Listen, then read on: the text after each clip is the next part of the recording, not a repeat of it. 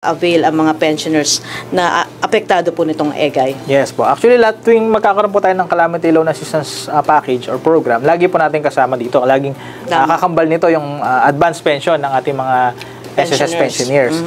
Para doon sa ating mga members po na tumatanggap ng regular SSS pension at easy pension, is maaari po sila mag-file ng kanilang 3 months advance pension. Kumbaga, i-advance sila yung 3 months ng kanilang pension.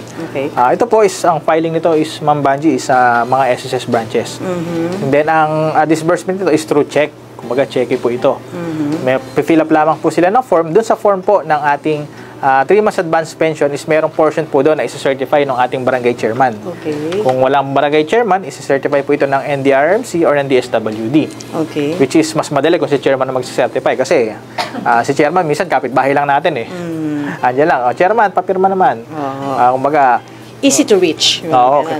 Kumpara pupunta ka sa NDRMC at sa DSWD.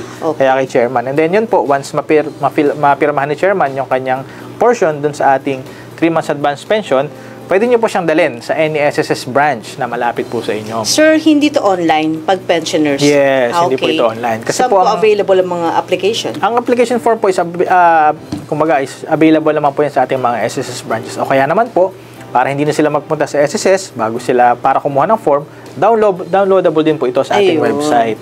Ito is na-download din po ito. Maaari nyo siyang download beforehand. And then, pag na-download nyo po, ipaprint ninyo, dalhin nyo na kay chairman.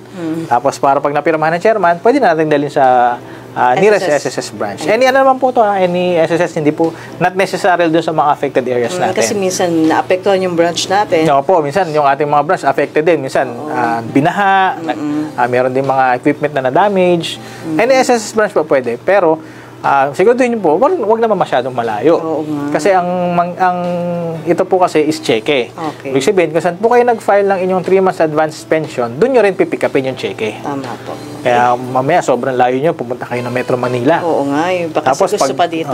Pagkuha nyo ng cheque, pupunta pa rin kayo ng Metro Manila. Tama. Okay. Kasi kung saan po final yung kanyang application, doon din pipikapin yung cheque.